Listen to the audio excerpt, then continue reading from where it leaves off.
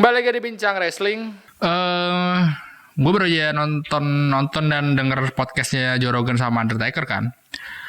Gue juga udah bikin videonya tuh, ngebahas tentang podcastnya Joe Rogan dan Undertaker, reviewnya podcastnya bagus sih. Itu ngebahas, pokoknya Undertaker tuh cyborg lah menurut gue dari atas sampai bawah. Yang jadi seru ada yang pengen gue bahas adalah kenapa jadi banyak superstar atau pro wrestler yang ramai gitu, apalagi pro wrestler di WWE ya. Ada statement Undertaker bilang kalau si WWE itu superstar atau pro wrestler yang sekarang di WWE itu terlalu soft katanya.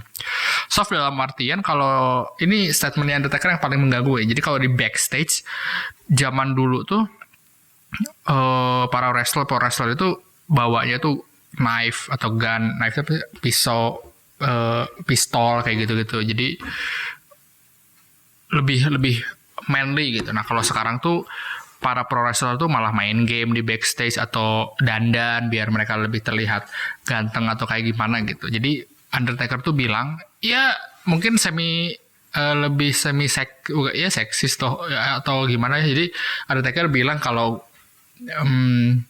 dia I like when the old era men used to be men gitu, kayak ngegeneralisir laki-laki tuh harus kayak gitu. Satu yang gue pikirin karena Undertaker orang Texas ya, orang Texas dan dia supporter Donald Trump banget.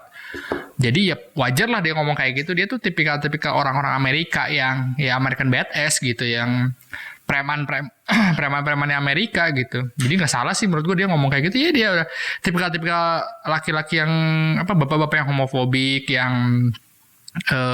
seksi gitu.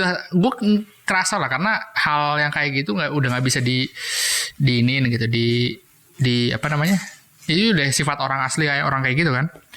Terus banyak superstar yang marah sama Undertaker kayak Drew McIntyre, Xavier Woods gitu. Menurut gue mereka mungkin baper kali ya karena omongan Undertaker gitu. Jadi wah dibales lah karena nggak percaya lah sama omongan orang. Terus ada orang yang bilang ya mendingan kayak gini lah, gue dapat insight dari orang yang udah lama di industri daripada kita pakai drugs, pakai steroid apa mendingan kita main game. Ada yang bilang kayak gitu kan. Terus gue bilang ya nggak usah, menurut gue sih nggak usah baper ya para superstar, para wrestler itu, karena ya zaman dulu sama zaman sekarang beda kan. Lu bisa lihat dari dokumenter apapun gitu.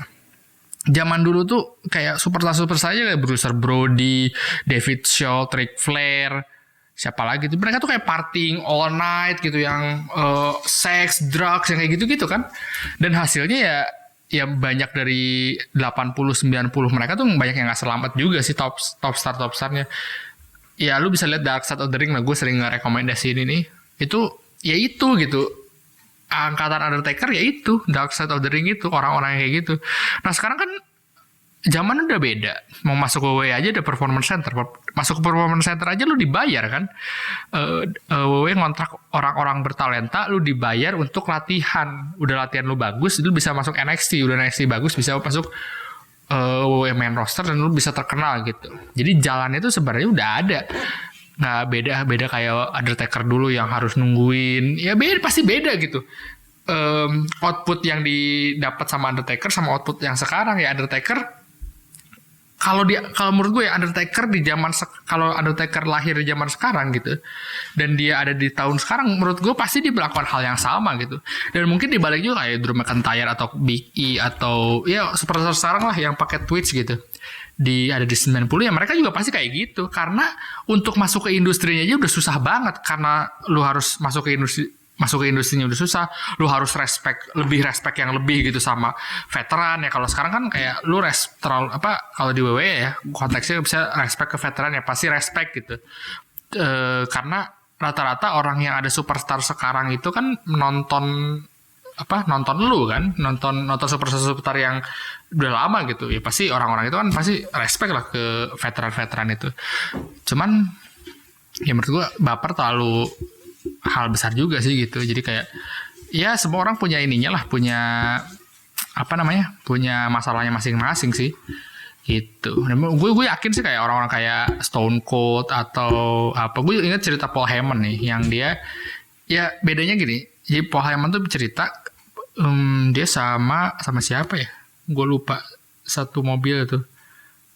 Dia mobil terus dia sama ada Samoan tuh si gengnya si apa omnya Roman Reigns gitu loh. Gue lupa si Paul Heyman sama siapa ya di mobil tuh. Terus dia lagi di mobil, terus ada 2 mobil gini. Mereka tuh balapan di jalan tol. Terus mereka tuh lempar-lempar barang gitu kayak Paul Heyman ngasih taunya kayak Road Warriors yang Mad Max Road Warrior kan. Jadi pada lempar-lempar barang, pada perang gitu. Udah selain makanan, terus barang-barang juga dilempar-lempar gitu. Sekaya gitunya bercanda mereka gitu. Kalau sekarang kan bercandaan mereka kan di Twitch, lagi live stream, dikagetin, di prank gitu, beda banget sama zaman dulu gitu.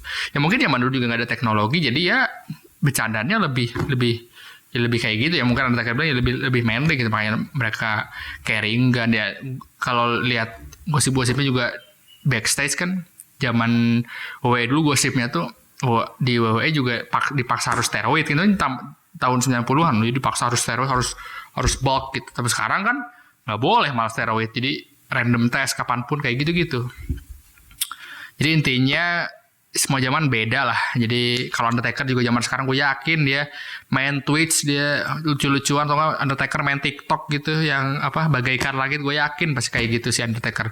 Dan juga Drew McIntyre, John Cena yang pretty boy sekarang kalau balik lagi ke zaman 90-an pasti kayak gitu juga, lebih sangar karena ya lebih beda lah hidupnya. Udah gitu aja dari gue, sampai ketemu di Bincang Wrestling minggu depan.